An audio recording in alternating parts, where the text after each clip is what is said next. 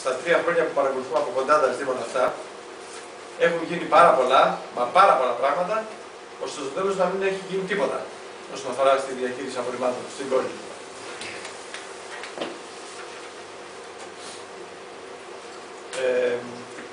Η πρώτη μας επαφή με το αντικείμενο, η δική μου τουλάχιστον, ήταν σε μια συζήτηση που είχε κάνει η Αβούρη το 2005 στην ΤΕΔ, όπου είχαν μαζευτεί όλοι, η Αβούρη ήταν η περιφερειάρχης έτσι, πριν από τον Αγγελόπουλο. Είχαν μαζευτεί όλοι οι δήμαρχοι της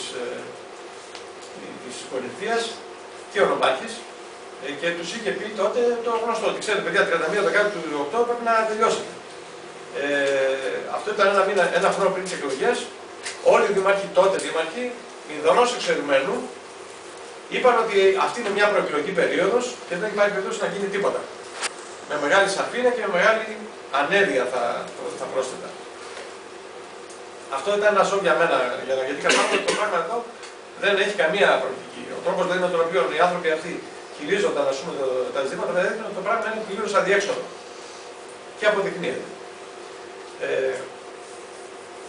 Εμείς στη διάρκεια της προεκλογικής εκστρατείας δώσαμε μεγάλο βάρος με συνεχή αρθογραφία και στην εφημερίδα μας και με δελτία τύπου στις άλλες εφημερίδες και με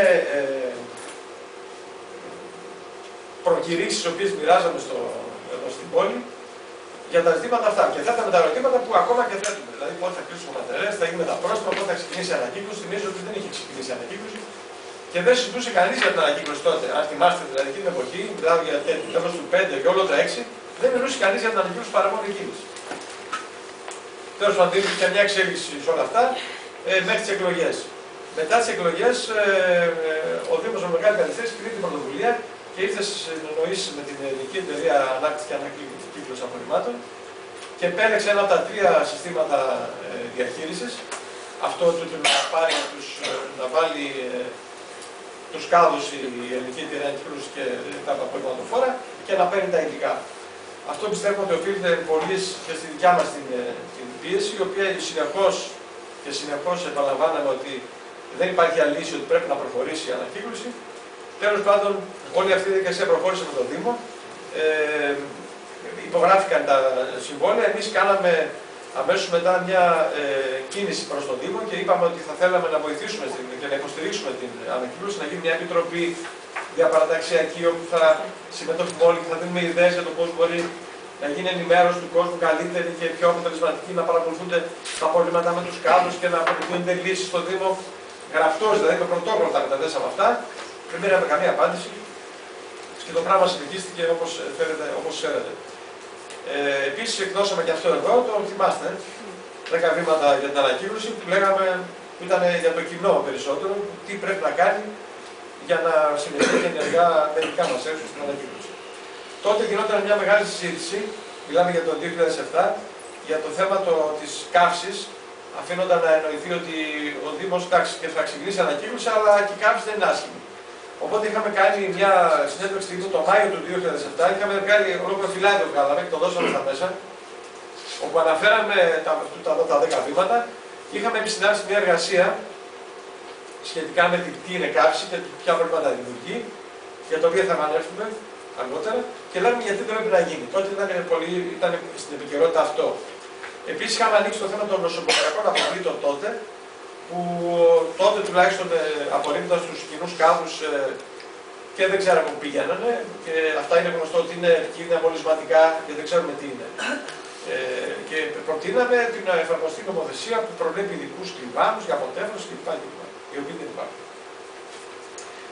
Παράλληλα, ο Δήμος δεν προχωρούσε μόνο σε αυτές τις διαδικασίες όσον αφορά τη χωματερή, γιατί πρέπει να σας πω ότι υπάρχει ένα όργανο που λέγεται Σύνδεσμος Δήμων Ανατολικής Κορινθίας. Σε αυτό ανήκουν οι 9 δήμοι της Ανατολικής περιοχής του νομού, που έχει στόχο να δει τι θα γίνει γενικά με τη διαχείριση των απορριμμάτων. Όλοι αυτοί συζητούσαν πολύ καιρό για το πού θα πρέπει να πάει ο νέος χιτή. Σας μιλάω για την περιοχή πριν όλη αυτή τη ιστορία με την θανατοποίηση. Τότε δεν είχε ακουστεί η λέξη θανατοποίηση. Τότε ψάχναμε να βρούμε, ψάχνουν οι δήμοι να βρουν πού θα πάει ο χιτά. Βέβαια είναι γνωστό ότι κανείς δεν δέχεται. Επικρατεί η λογική ότι αυτή είναι μια τεράστια βρώμα τα σκουπίδια και δεν μπορεί να είναι εδώ, πρέπει να είναι δίπλα. Όλοι είχαν πάρα πολύ καλές ιδέες για το πού θα πάνε αυτά, αλλά σε άλλο δήμο. Και κανείς δεν δεχόταν και αυτή η κατάσταση συνεχιζόταν για πολύ καιρό. Η εμπειρία μας από τις συνεδριάσεις, τουλάχιστον δικές μου και του Μπάμπη που ήμασταν, και νομίζω ήταν κι άλλοι, από τις συνεδριάσεις αυτού του Συμβουλίου, στο οποίο ανήκουν οι δήμαρχοι, ήταν απογοητευτική. Δηλαδή το κλίμα εκεί δεν είναι για να. Δεν μπορούσαν να συζητήσουν και να συνδεθούν για τις στοιχειώδεις υποχρεώσεις που έχουν οι δήμοι, δηλαδή πια να αποκαταστήσουν τη χωματερή. Πρέπει επίσης να πω ότι η κύρια επιχειρηματολογία των δημάρχων στο να κλείσουν οι χωματερές δεν ήταν η δημόσια υγεία. Ήταν τα πρόστιμα. Για πάρα πολύ καιρό αυτό που ακούγαμε από τους δημάρχους είναι ότι παιδιά θα πέσουν πρόστιμα. Κάτι πρέπει να κάνουμε. Δεν γινόταν τίποτα βέβαια, αλλά θέλω να πω ότι το θέμα της δημόσιας υγείας και της προστασίας του περιβάλλοντος δεν είναι τίθετο καν. Και μάλιστα κατά καιρούς ο Δήμαρχος έκανε και την αυτοκριτική ότι κοιτάξτε να δείτε, αναγκαστήκαμε να κλείσουμε τη χωματερή του πεδίου βολής. Δηλαδή καλό ήταν να μην την είχαμε κλείσει, αλλά πιεστήκαμε, εμείς δεν θέλαμε.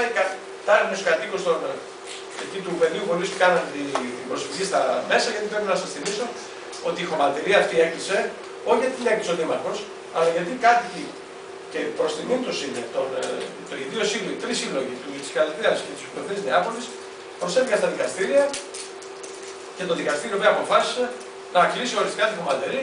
Ο Δήμαρχος τότε συνεχάρει τους δύο συλλόγους για αυτή την πρωτοβουλία και μετά άρχισε να λέει ότι δεν ήταν και σωστό γιατί τώρα τι θα κάνουμε. Μετά που έκλεισε αυτή η χωματερή, πρέπει να σου πω ότι έγινε μια μεγάλη ιστορία που θα πάνε. Είχαμε τραγικές, ως κομικοτραγικές καταστάσεις, θα ψάχνουν να βρουν πηγαίνουν τα απορριμματοφόρα. Για ένα διάστημα πηγαίνανε ξανά σε μια χωματερή 10 μιλίων. Πάλι κινήθηκαν οι κάτοικοι εκεί, άντε πάλι από την αρχή με ασφαλιστικά μέτρα και άρχισε μια ιστορία να κυνηγάνε τα απορριμματοφόρα και να τα φωτογραφίζουν κλπ. Τέλος πάντων, η λύση ήταν να καταλήξουν οι δήμαρχοι να καταλήξει ο Δήμος Κορινθίων, να ζητήσει ο Δήμος Κορινθίων από τους άλλους Δήμους να εξυπηρετηθεί για ένα διάστημα. Να εξυπηρετηθεί τι σημαίνει αυτό. Οι άλλοι δεν είχαν παράνομες χωματερές, αλλά λειτουργούσαν. Δεν είχαν κλείσει με δικαστική απόφαση. Ενώ αυτοί είχαν κλείσει με δικαστική απόφαση. Άρα μπορούσαν να δεχτούν, ας πούμε, απορρίμματα. Και έτσι έγινε μια συνεννόηση και μοιραζόταν τα απορριμματοφόρα της Κορίνθου στους άλλους Δήμους. Πρέπει να σου πω ότι όλοι οι Δήμοι είχαν παράνομες χωματερές, οι οποίες λειτουργούσαν εκτός από το Δήμο Κορινθίων. Που μετά το κλείσιμο του πεδίου βολής δεν είχε. Άρα βρισκόταν σε αντίεξοδο. Τέλος πάντων, είναι εμφανές ότι ο σύνδεσμος δεν μπορούσε να πάρει καμιά απόφαση, αν και είχε προκηρυχθεί μελέτη, είχε καταλήξει μελέτη, επιστημονική μελέτη, είχε καταλήξει σε 3 τοποθεσίες. Τη θυμίζω ήταν στην Τενέα, στους Αγίους Θεοδόρους και στην Κόρινθο, στην περιοχή κάπου στην Αρχαία. Και είχα προταθεί προς το Συμβούλιο του Συνδέσμου Διαχείρισης των 9 Δήμων και είχαν ψηφίσει κιόλας. Και είχαν ψηφίσει και καταλήξει ότι προτείνουν τους Αγίους Θεοδόρους. Και είχαμε μείνει ότι εκεί θα γίνει ο ΧΙΤΑ, στους Αγίους Θεοδόρους. Και παρτιψιό και βαθμολογία ψήφισαν οι και είχε τελειώσει το θέμα. Χωρίς να γίνει τίποτα δηλαδή. Δεν προχωρούσε τίποτα. Από ό,τι καταλάβαμε, ακόμα και ο Δήμαρχος Αγίων Θεοδόρων εδώ, ενώ τον είχε προτείνει το χώρο αυτό, μετά είπε ότι δεν είναι και τόσο καλός ο χώρος, υπήρχε μια ασάφεια.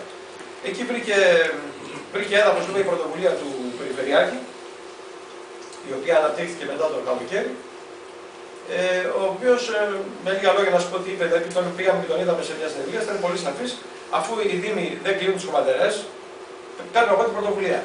Και δίνω λύση. Ποια είναι η λύση? Να κάνουμε δεματοποίηση, δηλαδή να βάζουμε τους. Θα μιλήσει περισσότερο γι' αυτό ο Παναγιώτης. Αυτό που θέλω να πω εγώ για τον Περιφερειάρχη είναι ότι αξιοποίησε την αδυναμία των Δήμων για να δεν μπορούν να κάνουν κάτι για τα απορρίμματα, για να πάρει την πρωτοβουλία και να μας οδηγήσει προς μια λύση η οποία είναι προβληματική και καταρχήν δεν είναι λύση. Εδώ έχουμε ένα μεγάλο πολιτικό πρόβλημα.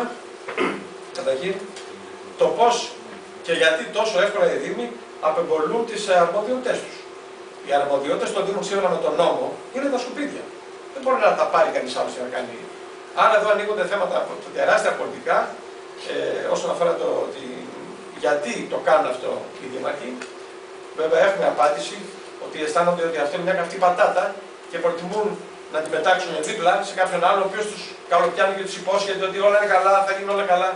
Ξέρουν πολύ καλά οι δήμαρχοι ότι τίποτα δεν πάει καλά. Δεν έχασε.